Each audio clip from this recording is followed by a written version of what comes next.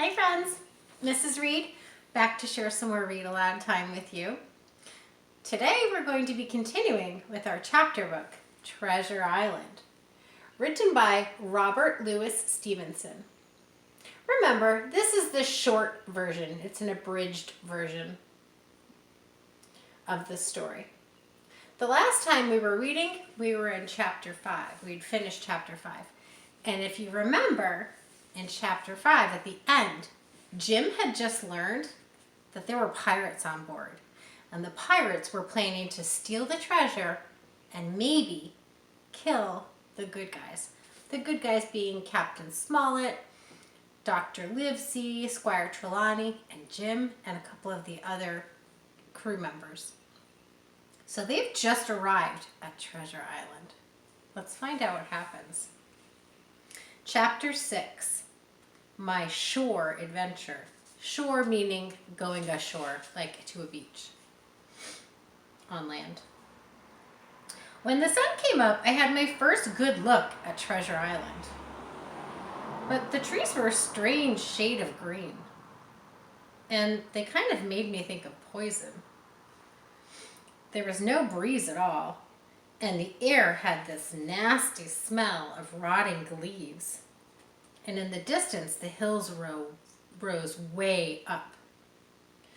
The tops of the hills were naked gray rock, meaning they were bare. There was barely any kind of trees or leaves there. Nothing seemed to grow there, but a few flat-topped pine trees. This was the island of my dreams. This was the place that I hoped to get rich. But now, I hated the very sight of it. I'm wondering why he hates the sight of it. I don't think it's that hard to figure out. The crew was in an evil mood, too. It was easy to guess why. Now we had found the island, they were getting greedy. They wanted to kill us right away. Captain Smollett came up with a plan. He would give the crew a day off, and they would take all the lifeboats and go ashore, and Long John Silver would go along as their leader. Maybe the whole crew would go.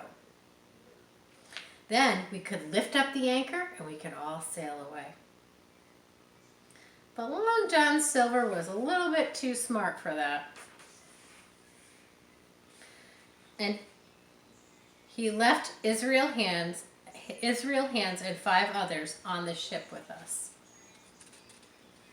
Even so, we were glad to see Long John Silver go ashore. We knew that he would try to talk some sense into those men. He would tell them to be patient, and at least that would give us a little bit more time. At the last minute, I decided to hide under a folded sail in one of those lifeboats. He's going to go with them. Maybe I could spy on Long John and find out what his plans were. He's so brave.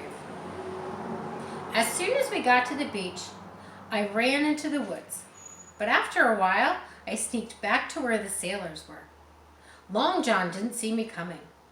From my hiding place in the trees, I could hear him talking to a sailor named Tom. "This is your last chance," Long John told Tom. "Join us or else." Just then, I heard a long, drawn-out scream. The sound was so terrible that even the birds were frightened. They rose up into the air and they circled overhead. Tom jumped. "What was that?"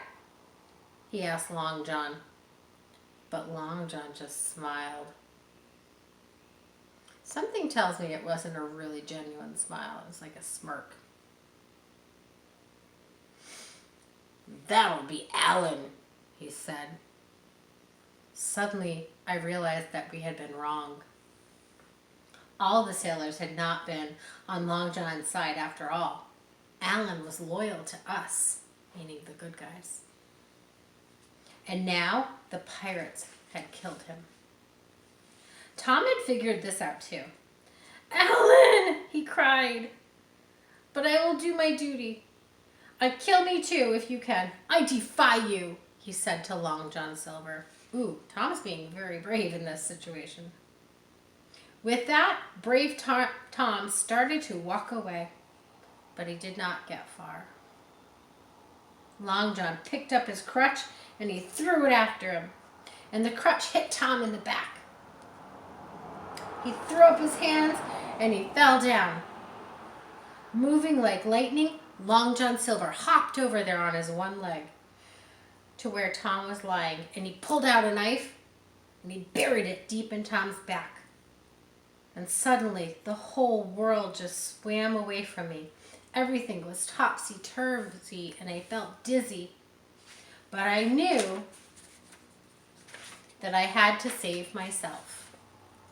So that's Long John Silver throwing his crutch at poor Tom. He is a fierce-looking pirate, isn't he? I would be scared of him. I'm proud of Tom for being brave, but that's a dangerous place to be. Dangerous situation. If Long John Silver knew I was hiding nearby, he would stab me too. So I ran away as fast as I could. And soon after, I came to one of those twin hills near the center of the island. And all of a sudden, I realized that something or someone was following me. The figure ran from tree to tree, and every so often, I caught a glimpse of it. It hardly looked human. And it was so bent over when it ran that its arms almost dragged on the ground. And I thought about the stories that I'd heard of wild men and cannibals.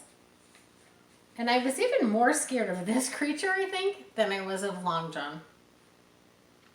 But I couldn't run fast enough to get away, and finally I gave up and I said, "Who are you?"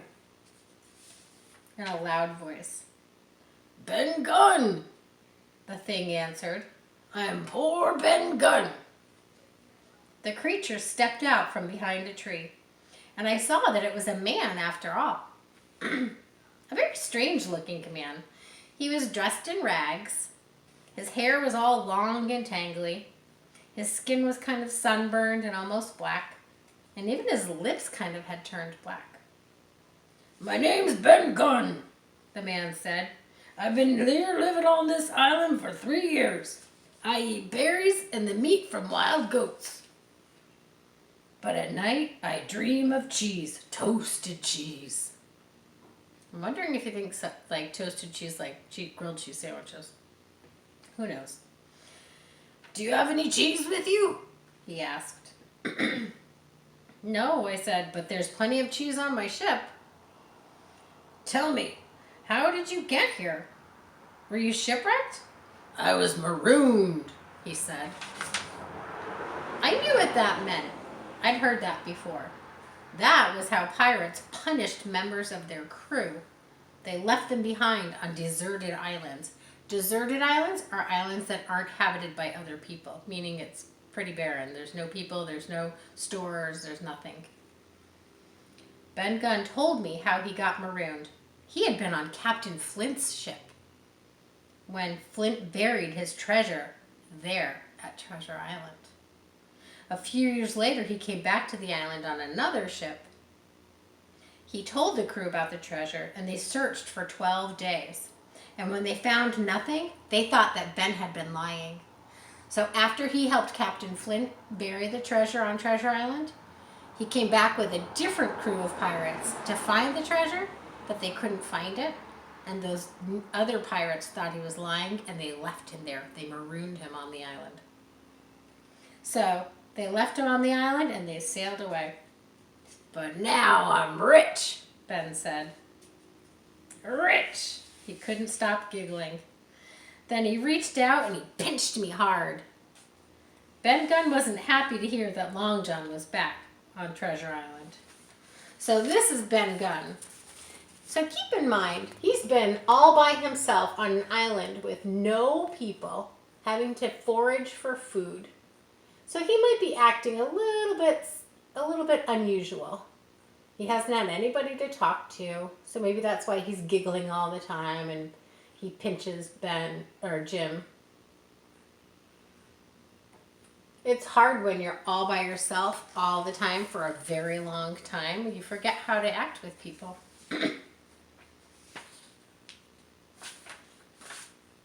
He promised to help me and my friends. All he wanted in return to help us was a part of the treasure. I gave my promise, but I wasn't sure that Ben Gunn was going to be much help. He just kept giggling and pinching me. A lot of what he said didn't make any sense. Remember, he hasn't had anybody to talk to in a while, so. I thought that he had been alone so long that he lost his mind, which might be true. Ben Gunn offered to lend me his homemade boat so that I could get back to the ship.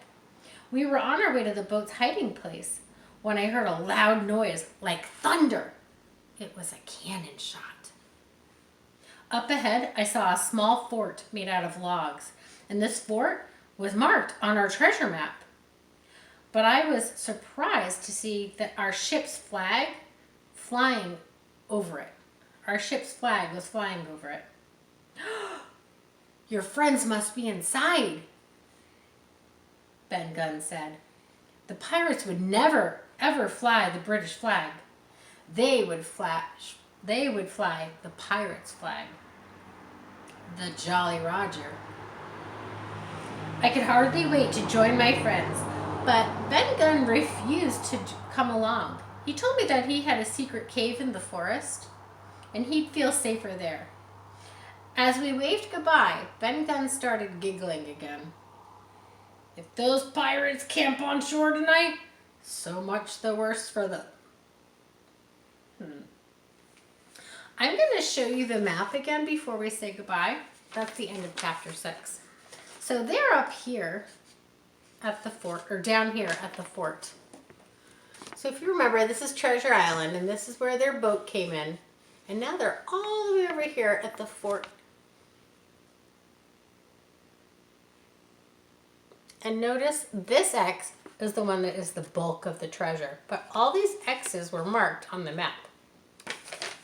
I'm wondering what those other two X's are about. All right, thanks for being great listeners, and join me next time for chapter 7. Bye, guys.